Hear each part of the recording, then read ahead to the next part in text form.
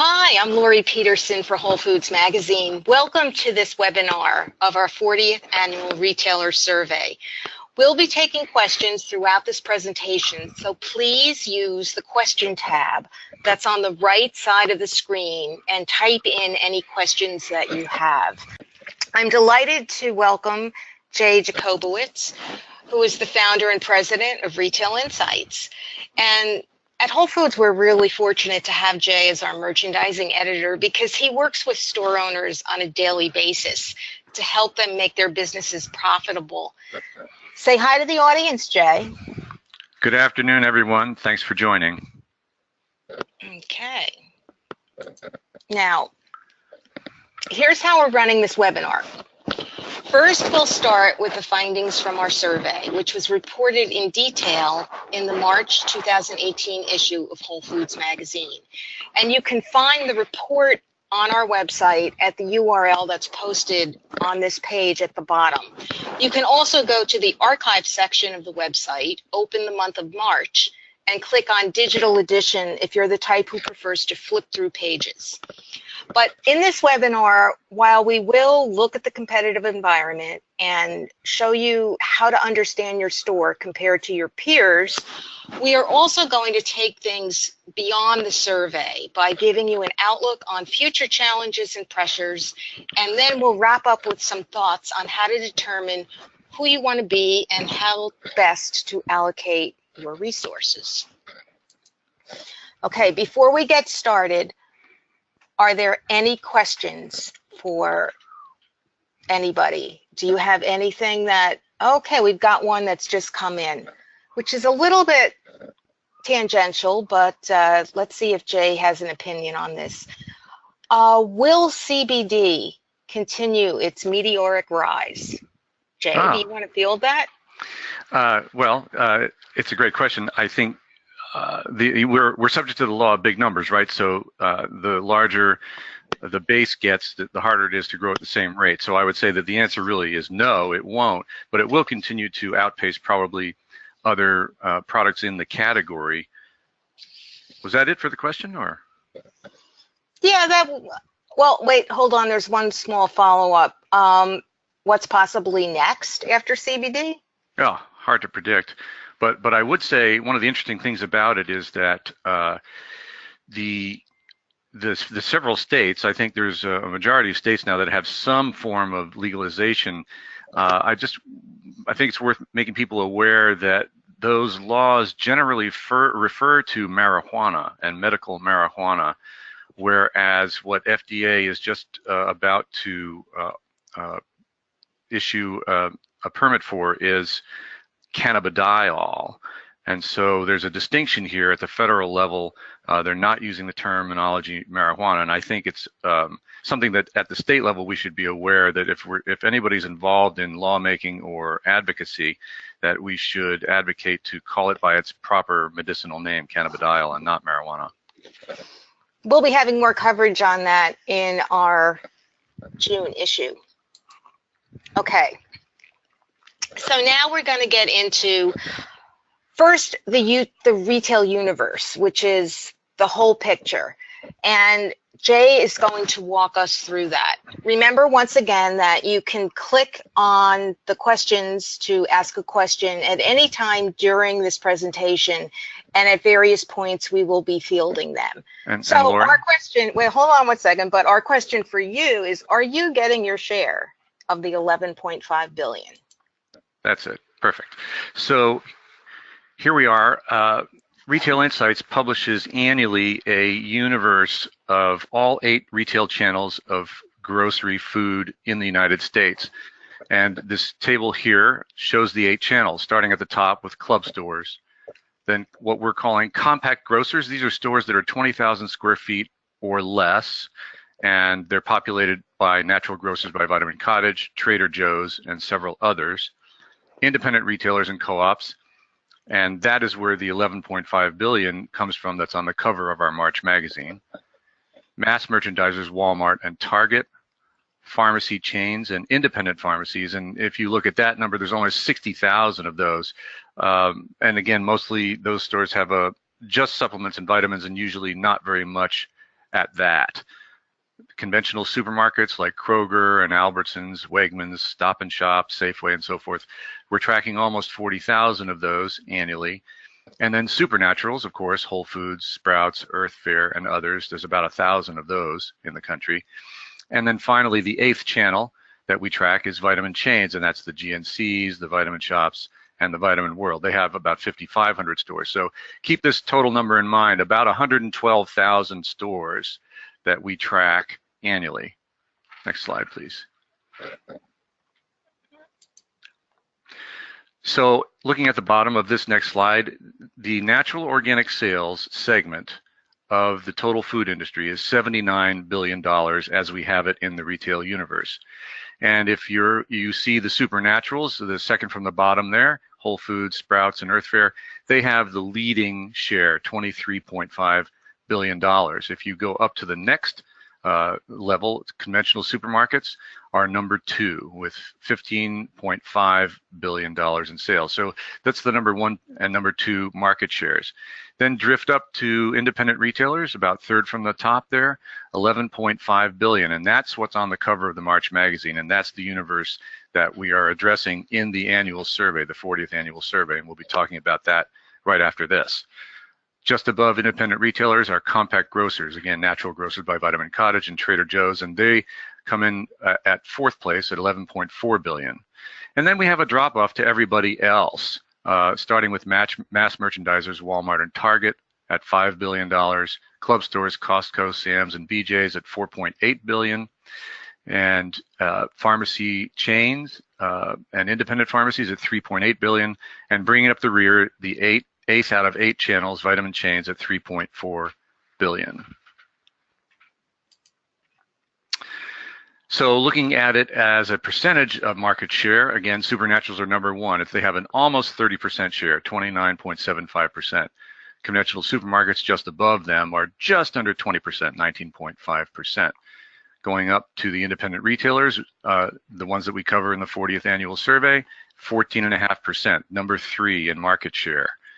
And above them, compact grocers, Natural Grocers, and Trader Joe's, and so forth at 14.4. So nip and tuck with independent retailers. And then, of course, we have our drop off to everybody else. Mass merchandisers at a little above 6%, club stores a little above 6%, pharmacy chains just under 5%, and then vitamin chain stores, Vitamin Shop, Vitamin World, etc. at 4%. So to look at the growth, the natural organic industry grew by 3.8 billion in as of 2018, about a 5.1% growth.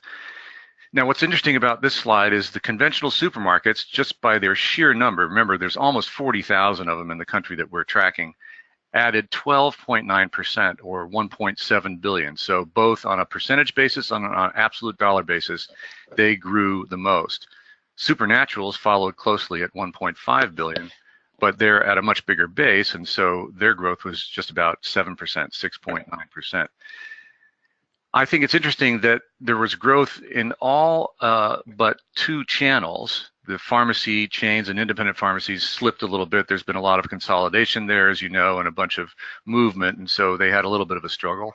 But the real story here is at the bottom of the slide here, Vitamin Chains, Vitamin Shop, Vitamin World, they actually lost quite a bit of ground, down 16.2% or $665 million.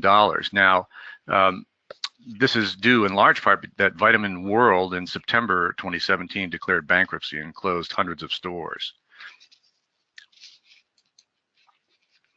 So to summarize our total universe, the 112,000 stores that we track through all 8 channels account for total food store sales of $647 billion. Of that, natural organic sales are $79 billion or 12.2%. So that's your top 3 rows on this slide. Looking at the bottom 3 rows, your average natural sales per gross lease area square foot is $582. The average amount of square footage that each of these 112,000 units around the country allow for natural organic foods is 1,214 square feet. And the average natural sales going through that 1,200 square feet is a little over $700,000. These are all high watermarks for the industry.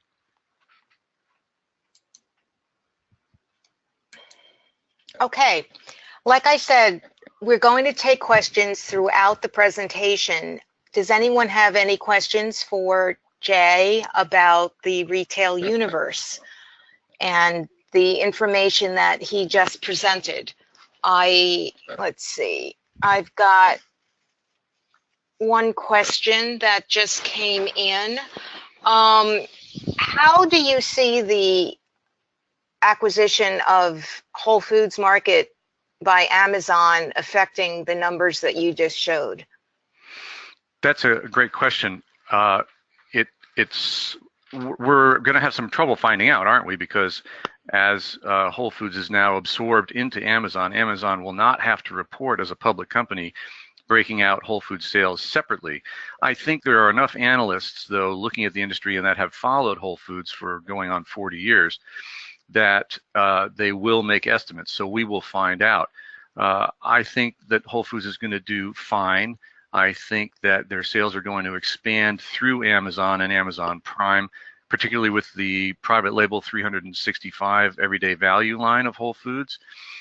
We understand that the sales are in the tens of millions, perhaps approaching the hundreds of millions now through Amazon Prime online now with the 365 line. I think in addition, the deep pockets of Amazon are going to permit Whole Foods to expand and do beautiful stores that will do very, very well. So the only thing is that we won't really have the type of granular visibility when Whole Foods was a standalone public company.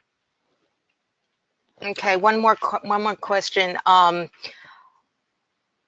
Is e-commerce something that we should be thinking about for our store? Yeah, it's a great question. Do you want to answer that now, or do you want to? I think so. Okay. Sure. I think so, and we can revisit it if we want to later. But e-commerce is a different business. There's a number of ways to slice and dice it. As you know, the larger players, the conventional supermarkets, certainly the Supernatural channel, are all getting involved in e-commerce. There's this discussion about 24/7, 360-degree access to customers. Any customer touch point, you want to be there. But I think if I'm assuming the question means e-commerce, meaning do you want to have your products online, that for an independent retailer is kind of a steep climb. It's very expensive if you try to do it yourself, probably not feasible. And if you use a third-party solution where you are going to an intermediary like a distributor or somebody providing a product line for you, I would think very, very carefully about doing that, because what do you really want to accomplish? The interesting thing about e-commerce and the internet is that it is geographically local. We think that we're on the internet and we have an international presence. Well, technically and theoretically we do, but in fact, who is going to come to your website and actually buy from you? And it turns out that it's going to be people that are pretty much in your trade area. So you have to ask yourself the question, am I willing to take a much smaller profit margin outsourcing a product line to a third-party vendor just so I can say that my Joe's Health Foods is online with e-commerce? And I think you need to think very carefully before you take that step. Okay, so now in this portion of the webinar, we're going to do the deep dive into the retailer survey, where we sent out questions to our audience, our readers, and focused on the independent retailer segment that Jay alluded to earlier in his opening presentation. Now, as part of that, we asked you what pressures you're facing, and the top 4 that we got back were the big chains adding health foods, which we've just seen demonstrated in spades by looking at those numbers, internet sales, difficulty staffing, finding people who are knowledgeable and willing to work in the retail environment, and distributors selling at different prices to the big chains. And if you have any pressures that are weighing on you right now that aren't on this list, this would be a great time to put them into the little question box or comments. And we can fold them in later in the presentation. But meanwhile, Jay, let's talk about the distributor point here. What are you seeing in the market, and what can an independent do about it? Right, Lori. Well, we saw this question come in, and several people expressing concerns about that they couldn't get as good a price with one or two stores that they owned compared to the conventional or regional supermarket down the street, or certainly not the Supernaturals competing across town. And I think the realistic answer is buying power. A distributor is completely justified in selling at a lower price to a larger customer, and there is really just no way to get around that. So it's not that it's unfair, it's actually commensurate. And in fact, distributors have to be very careful to walk a legal line in that they are treating customers fairly and consistently. So therefore they would have a graduated volume scale. And I think as we've matured as an industry, independent retailers have probably become more aware of this process as you negotiate with your distributors what your volume discount is going to be. And it becomes, it's actually very stated, I have to achieve so much level of volume per week, so many wholesale orders per week and per year in order to achieve certain volume discounts. Well, the same is true for the big boys. Those negotiations are probably a little more heated, but nevertheless, they're going to be able to negotiate a bigger price. So there's no sense wasting time complaining about that. It's just a fact of life. And in terms of the actual product and purchasing power, you have to find other strengths for your business because you're not going to be able to change the metrics in the area of buying power. Okay. Now I'm going to walk you through the ground rules for the survey that we conducted in conjunction with READx Research. Once again, we divided the universe of independent stores into 5 different groups based on perishable food sales. And the categories that go into perishable foods are dairy, frozen, produce, deli, bakery, meat, fish, and cafe. So the way to follow this presentation and the way to read the survey in the magazine after this presentation is to identify where you fall in the average perishable percentage of sales column, and identify, are you in the 55% group or are you down in the less than 1%, primarily a vitamin and supplement store. And the reason that we do this is that you can see that store sales are very different depending upon the amount of perishables that are sold on average, ranging from 10.6 million for our Group 1 stores down to 911,000 for our Group 5 stores. If you don't find your category, if you don't find your group, the rest of the survey results won't make sense for you, either on this presentation or when you go back and share this information with the rest of your team. Does anybody have any questions about that? How do I find my group? Okay.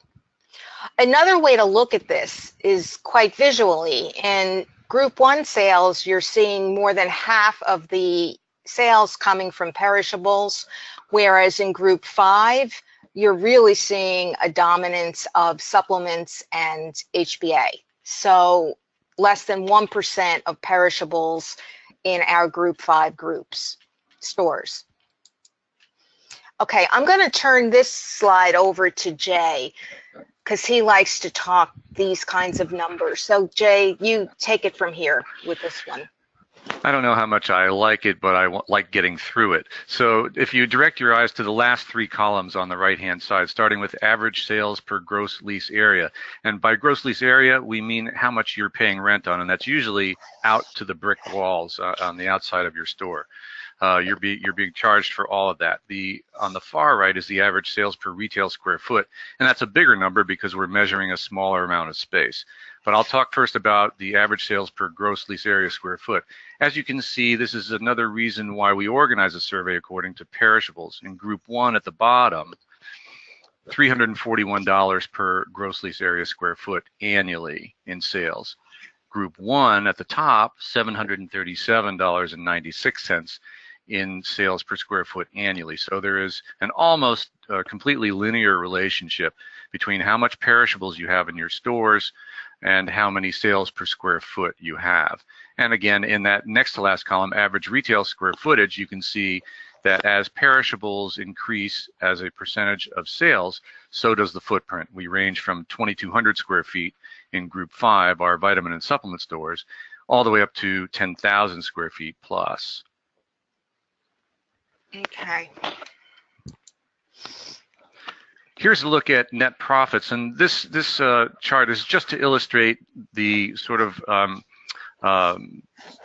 what it's interesting. If you look at net percentage profit, you might think that a certain percentage is low, but in fact, if it relates to a high dollar amount, and that's what this slide is meant to illustrate. On group 1 on the far left, they only get 4.88% pre-tax net profit, but that represents $520,000. You'll remember that these stores do 10 million plus in sales on average.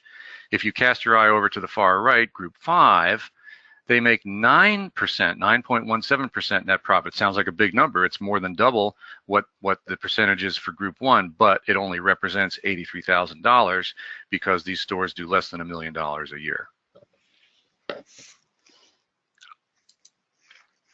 Here's one of the most important slides and one of the most important metrics that you as a retailer can use. If you focus on the center circle there, average turns for all stores in the survey were 15.58 times per year. Now, what do I mean by inventory turns? Inventory turns is a metric that measures how many times a store will sell through the entire inventory value per year. So average for all stores in the survey were 15.58 times per year. Now, what does that mean? That actually breaks out to 23 days. Every 23 days, they're selling through their entire inventory. Now take a look in the lower right, group 1. Group 1 had 28.67 inventory turns. That equates to 13 days. So remember, these are big food stores. 55% of sales come from perishables on average. So big produce departments, big deli, bakery, prepared foods, meat and seafood. So they're high perishable stores. They've got to turn that inventory fast. Well, so they're turning their inventory over in less than 2 weeks. If you look at the left bottom, group 5, our vitamin and supplement stores, you can see that the inventory turns are 6.58 turns, and that's just under 2 months, 55 days. Now, the interesting thing here to bring this all home to you is, and why the turns and velocity are so important in retail. Let's assume that you have 30-day terms to pay your bills from your suppliers. Well, if you are in group 1 and you're turning your inventory over every 13 days, every 2 weeks, that means you have 2 full weeks to use your supplier's money before you have to pay for that last invoice. And so this is a way to drive cash flow, and if your business is large enough, to actually maybe put that money away at interest as interest rates are increasing. Fabulous. Okay. Here we have a display of the average customer foot traffic daily based on group and average basket size. And the group that has the largest number of customers is the heavy fresh produce group, and they also have they don't have the highest basket size, which is really interesting. If you look at this, group number 4, which is a store that has roughly, 7%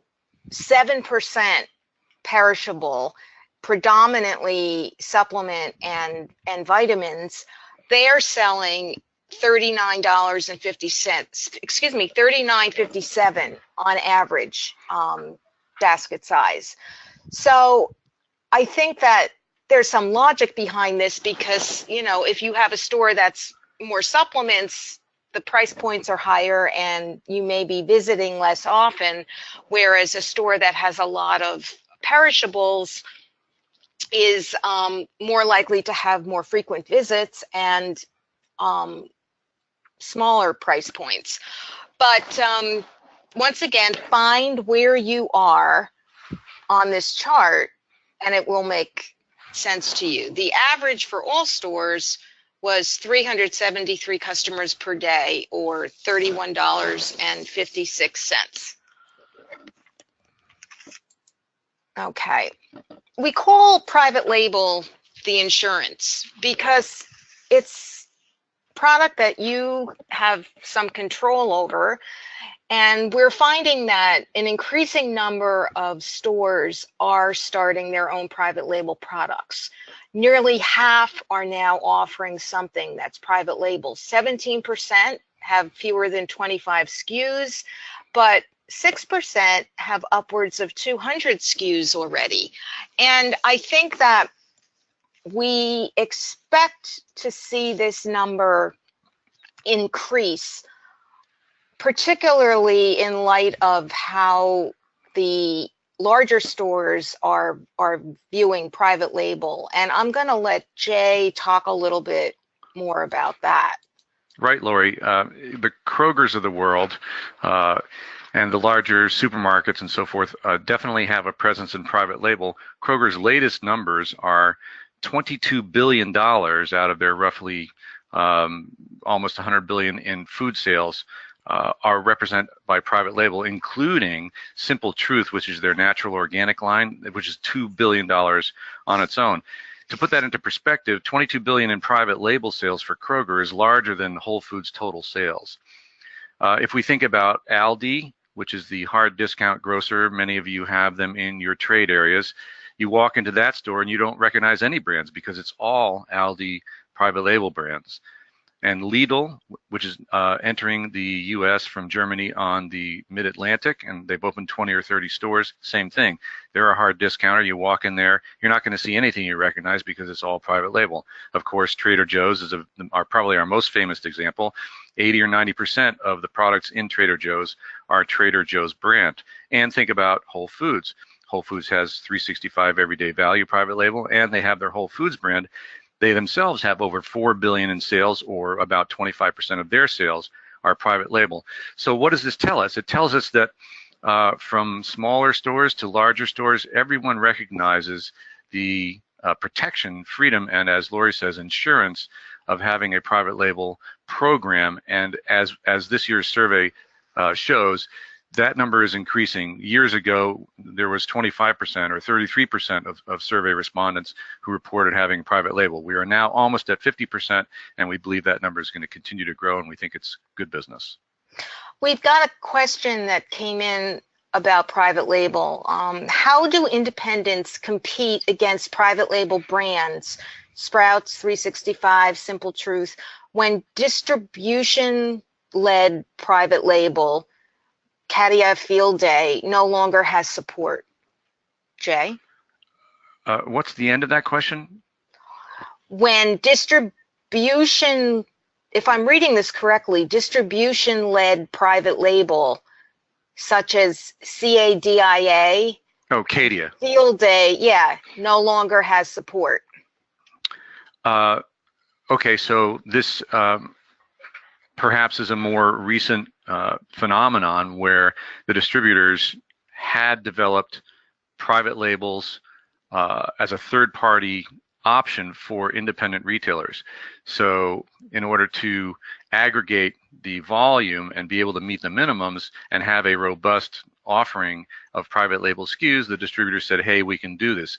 It now appears by this question that the amount of support going into those lines for the independent retailers who have brought those into their stores is now less than it was several years ago, perhaps. That is obviously a problem. It's not sustainable. If you are not going to be able to get the same level of support from the distributor, it's kind of a bait and switch, unfortunately. So I think we're going to pay very close attention to this going forward, and I'd be curious to know the experience of our independent retailers out there, so perhaps we can have a deeper discussion about it going forward. Okay. Another question about the survey. The number of independent retailers seems to remain consistent year to year. Does this number reflect stores who have stood the test of time, or does this number include new independent store openings? That's a fantastic question, and the answer is both. You're right, the number is fairly stable, although drifting down slowly. So closures are slightly exceeding openings, and yes, the base of stores that you see there, it's around 6,500 stores, is fairly stable. They are long-time incumbents generally, and it goes back to, for instance, the survey respondents to the 40th annual survey. I think the average years in business was almost 30 years in business. So these stores have been around for a long time. They're the local favorites. They're usually family run. Obviously, maybe the second and third generation is taking over, or maybe they've changed hands, but they're maintaining their winning formula of giving good service. And so, yes, it's actually surprisingly stable, and also, as you saw from the retail universe, growing as well. Okay. Remember, you can type in your questions during the course of the presentation, and we'll be answering them when we take our question breaks. Okay. Now we're going to move into the future and planning and how to allocate your money. And it starts with, who do you want to be as a store? Jay? There's really three places that you can have influence. You can invest in your people, you can invest in the products that you carry, and you can invest in your place or your facility. An investment in one of these three areas will take pressure off the other two. With people, I think that everyone acknowledges as an independent retailer, and I hope everyone realizes, and I believe they do, that this is the area where you can have the most differentiation. I'll just tell you, I'm down here in New Jersey where we're doing this webinar from the offices of Whole Foods Magazine. Not too far away, about 7 miles, is the newest Whole Foods in Bridgewater, New Jersey. I took the opportunity last night to take a stroll into the store. I was there for 30 minutes and was never approached by a salesperson. So if you think about that happening in your store, you realize that that's not something that would happen in your store. And this is a major difference between everyone who's carrying natural foods at a larger level, the conventional supermarkets, the chain stores, the supernaturals. They have other priorities besides engaging the customer in that intimate, health-oriented conversation. There are several reasons for that. There's liability issues. If you start talking about people's health concerns, you can easily swerve into a discussion about disease, and then you're crossing the legal line into diagnosing and treating disease. So you're all, of course, aware of that and avoiding it, but you do nevertheless empower your people, and this is a big difference, and it will continue to be so. What's a sound model for compensation revenue, Jay? A sound model for compensation revenue. Well, there's a main distinction again, and we deal with it in the survey, and that is if you don't have a lot of perishables, if you're a vitamin, supplement, and health and beauty aid oriented store, compensation for direct labor should probably be somewhere between 10% and 13%. Then you have your backroom, your operations and general and administrative expenses, which can be another 3 to 5%. But if you have prepared foods and you've got a big kitchen and a commercial grade kitchen and all those other perimeter departments, your compensation levels can be 4 or 5% higher, bringing us up into the high teens or even low 20%. Okay, now we'll move to product. So product, again, one of the things that you can do to differentiate, and that all the players in every channel are in fact doing, is private label. So I would encourage you to at least put some resources towards private label. It's important to have brands, and we love brands that dedicate themselves to the independent channel. They are out there. Give them your support, merchandise them prominently in your stores, and make sure that they understand that you support them, and it's a two-way street. You can also have a broad selection, searching out hard-to-find products and having things that are just not available elsewhere. And you can also detune items that you're finding at the local conventional supermarket that you can't really touch on price, and there are big price gaps. But that's about it for product. Well, I want to ask a question though about vendors. Before we move off of product, what do you recommend in terms of vetting vendors, Jay?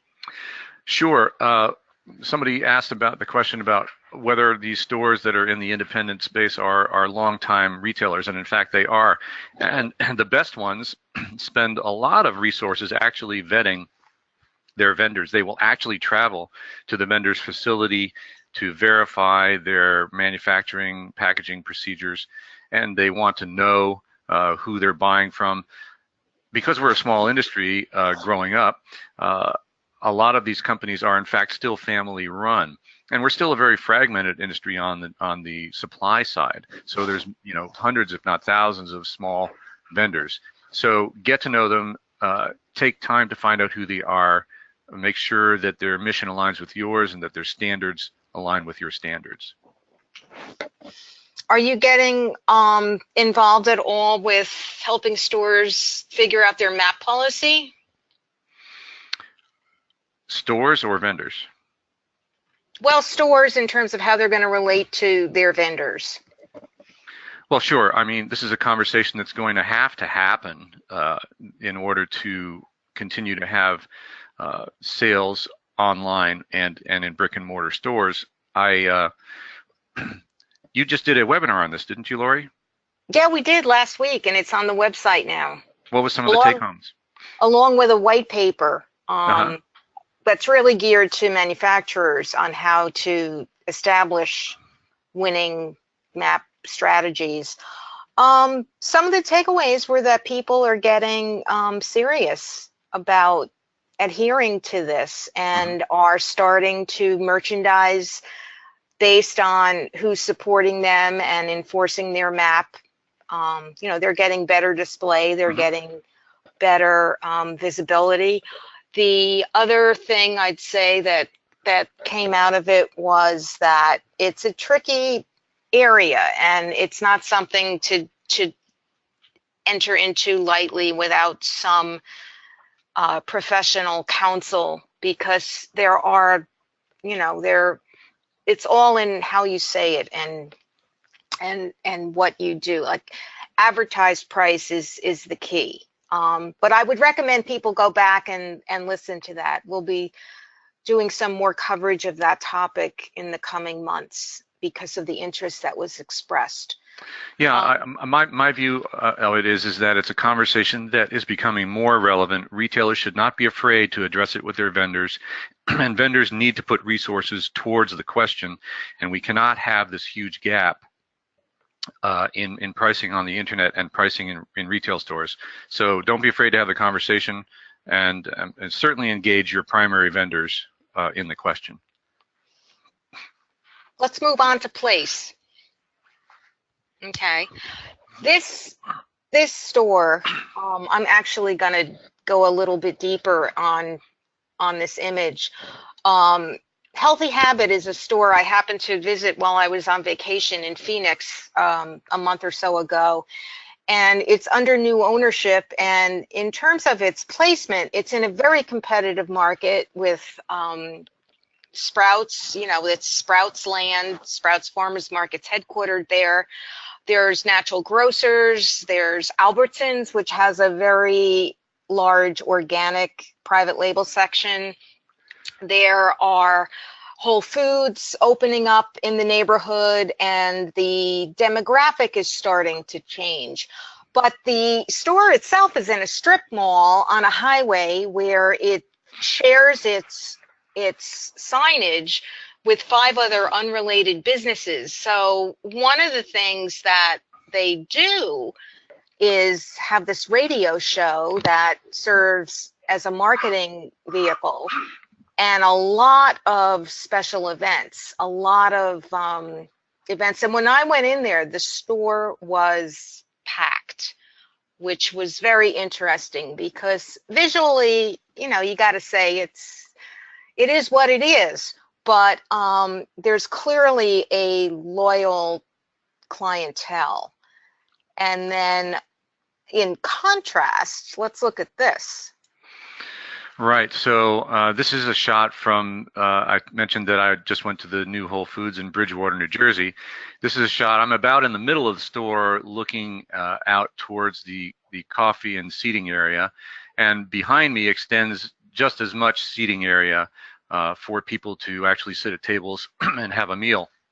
So the point of my showing this to our audience is not to make you feel dejected, but to point out that place is there probably an area where your dollars, resources invested, you have to be very careful. You obviously would be hard pressed to do a presentation like this. It's just not realistic. It's more likely that you have something like Healthy Habit in the last slide.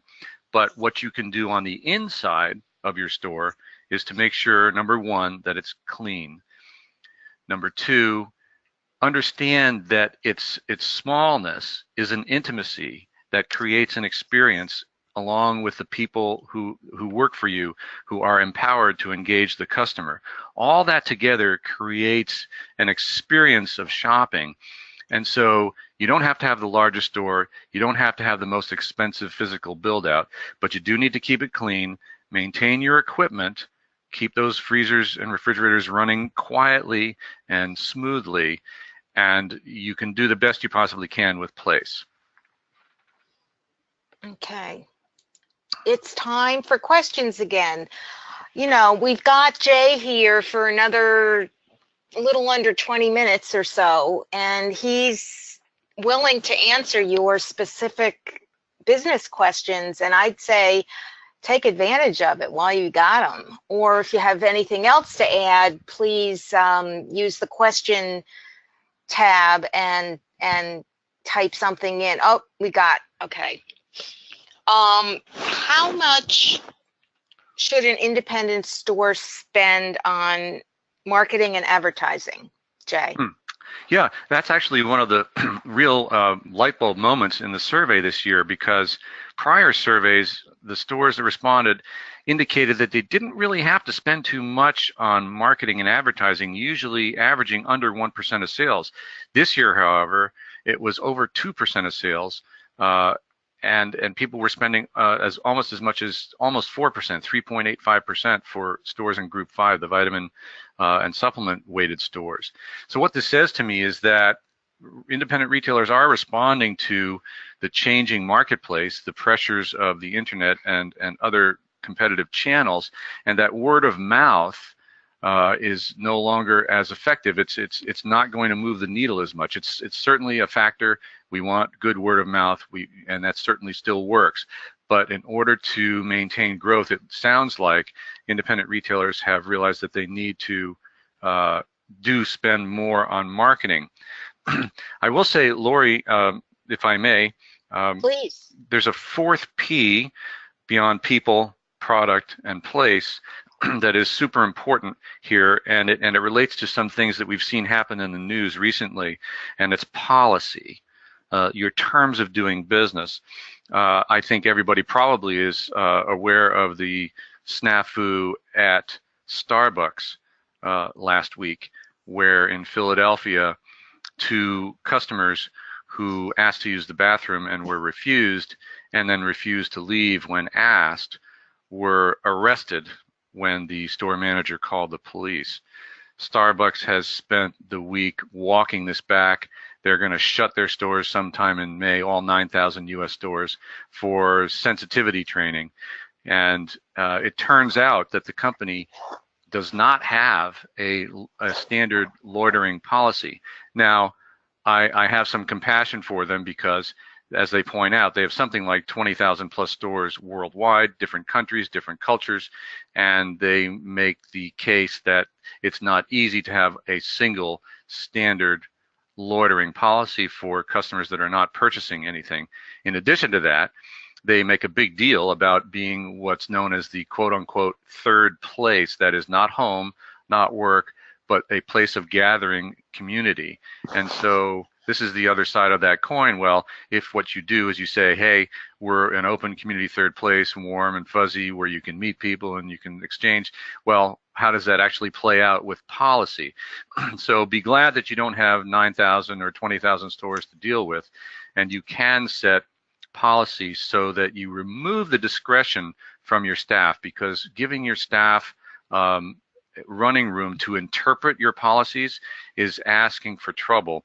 The more clear you can be with your policies, the better.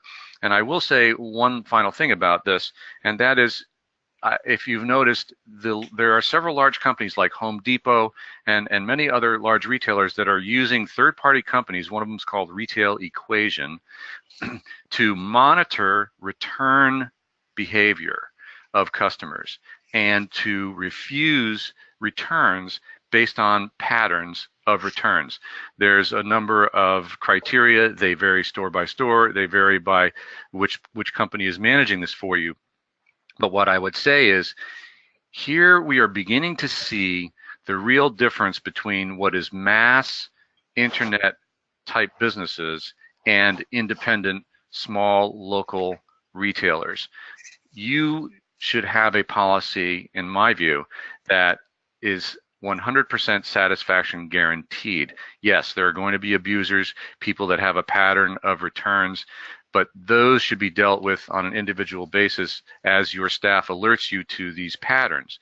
But have a policy that is generous in the sense that people who are not chronic abusers, chronic returners, can get their product returned and you can work with them until they're satisfied. But again, take the discretion out of the policy and avoid these problems such as Starbucks had, and you'll be much better off, and you'll be differentiating your store from the internet, because it's becoming much more difficult to actually return things, which is one of the keys to doing business on the internet. Remember, if I can't try it on, if I can't see it, but I can click on it and order it and it comes shipped to me in 2 hours by Amazon Prime, and now I want to return it, but I have a problem returning it, this becomes an advantage for independent retailers. Okay. You know that a fifth P is actually promotion, but P also stands for points, and we've got a question that's come in regarding that. Do stores typically include cost of points, rewards, loyalty programs in marketing costs? Of course, yes, have to be. Is there a benchmark for what makes sense economically? Well, think about credit cards, right? Remember the famous, I think it was MasterCard commercial when they, whenever it was, probably 15, 20 years ago now, when it was the first card to offer 1%. And the guys that designed the ad realized that the objection would be 1%. What's that? That's nothing. And so they addressed the objection proactively and said, when you think about 1%, 1% that we're giving you, compare it to what the other guys are giving you, which of course at that point was 0. But the point still remains is that an incentive as part of a loyalty program does not have to be a double-digit discount. 2 or 3 points, 5 points is certainly sufficient. Amazon started now with Whole Foods. I believe it's a Visa or it's a credit card of some sort, a branded Amazon Whole Foods credit card, where if you're a Prime customer, you're going to get an extra 5% off your Whole Foods purchases if you use the card, the branded card. This is similar to the Costco model. Same thing. I think they have MasterCard or Visa. They have an agreement, and you get an extra 2 or 3 points depending on what you're buying when you buy through Costco using the card. So we're beginning to see a model develop with Amazon's Jeff Bezos and Whole Foods, what he intends to do with Whole Foods. He's more or less following the Costco model in this area, and I think it's a pretty smart move.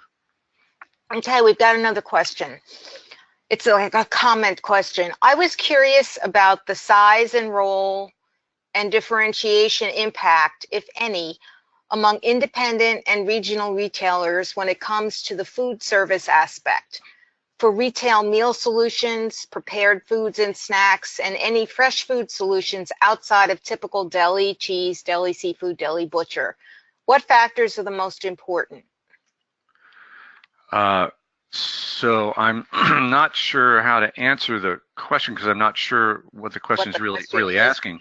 If the question is asking about meal solutions like Plated or Blue Apron and so forth, this is a whole emerging area.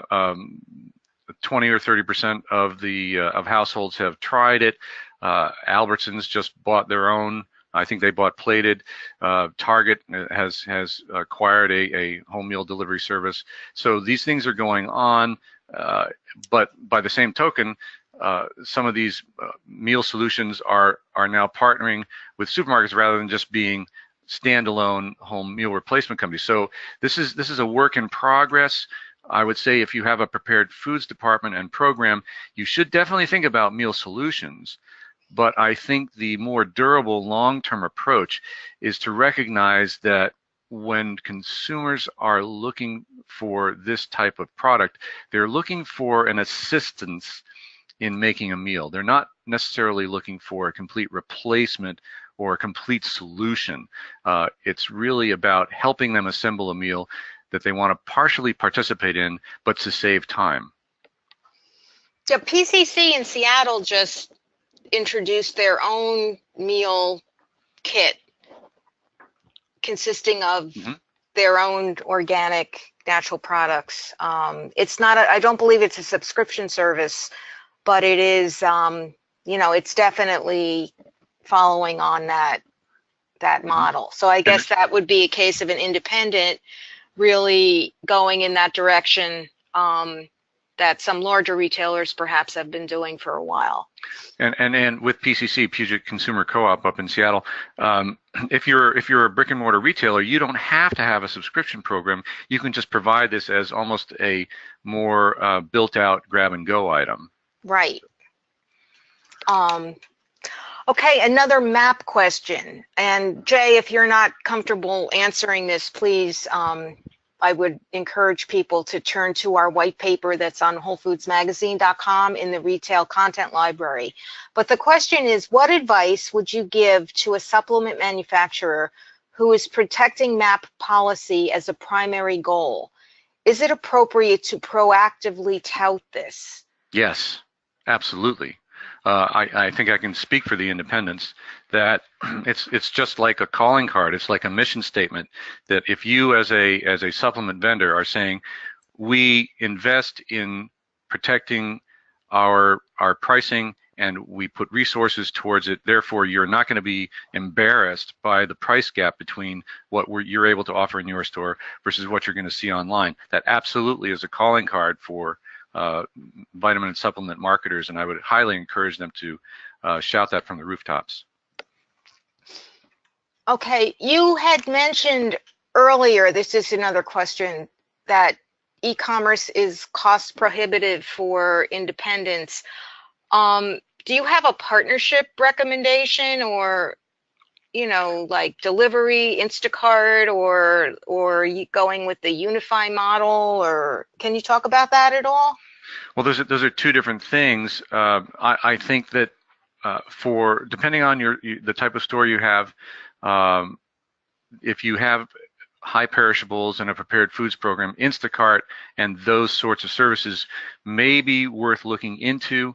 It can kind of level the playing field with some of the larger regional grocers that may be in your area that are using that service, because Instacart will advertise for you. So that is an option.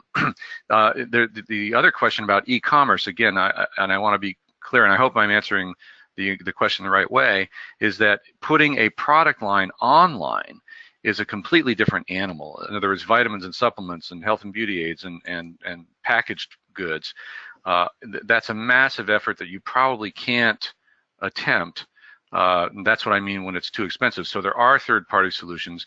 All I would say is that consider that the internet, it really is geographically local. People that are going to be going to your website to buy products from your product list online, that probably means that they're not going to need to come to your store as often. So you need to think about the consequences of taking a much smaller margin through a third-party vendor that's going to put their product line up on your website and give you a small retainer to do that, and the impact on your customers' frequency of visit to your actual store. It's something I think to be concerned about. Okay. Once again, we've got Jay with us for just a few more minutes answering your questions about your business. One thing I wanted to mention is that we're almost ready to launch our 41st annual retailer survey, and in conjunction with REDX, and look for those emails to go out sometime in the summer. July, August, in about 90 days. Oh my God, is July 90 days? Oh, it is. And the 40th survey was our largest ever, and we only expect it to get better and better.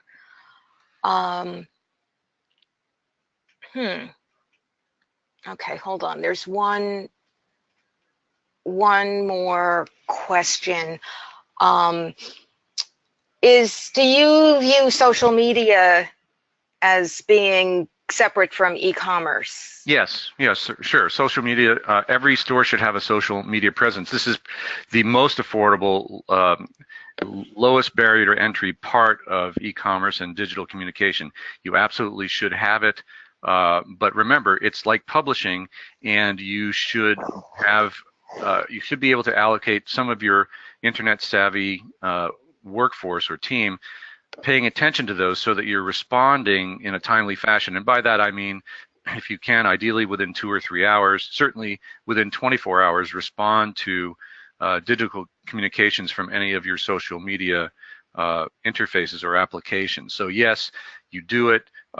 It's a time resource. It's not a cash outlay, but it is one way to maintain 24/7 connectivity to your customers where they want to be. And even though you're not offering necessarily a click list, shopping list, or product recommendations or coupons or a product file online, you are in fact in touch with your customers, and I think they understand the difference that, hey, I might not have all these bells and whistles of e-commerce, but what I have is folks that I trust who've been here for years in the marketplace, who are going to treat me fairly and take care of me when I have concerns, and I think that that's good enough. Okay, well, we've come to the end of our hour. That time that certainly does fly. I want to thank you all for sharing your time with us on this webinar and for your thoughtful participation. I'd like to thank our sponsors, Action Brand Management, who were supportive of the entire research program this year, everything we did in the magazine and up until this webinar. I would like to thank Jay for joining us and being so generous with his knowledge and his practical experience. A reminder that you can get this information online at WholeFoodsMagazine.com, and you can get a lot of insights from Jay in our magazine and archived on the website. And Jay, sorry, I forgot to ask you if you had any final words for the participants. Well, I think from the survey results and from the retail universe, we have two data points that point to continued growth for the independents. So 4% growth is nothing shabby in this kind of environment, particularly with the deflationary pressures that we've had. I think also generationally, the millennials are beginning to take care of their health now. They're beginning to have children. They're aging out a little bit, and it's a large generation, larger than the baby boom generation. And so just keep your eyes open for them. and as well Gen Z coming after them. Those are folks are 19 and 20 years old. They're influencers in terms of what gets purchased. So I think that we have a lot of blue sky ahead of us to keep doing the things that make you different and make you stronger. And I thank everybody for their participation today, and I'll look forward to talking with you again in the future. Okay. Once again, thank you, Jay. Thank you, everyone, and have a great and successful business day.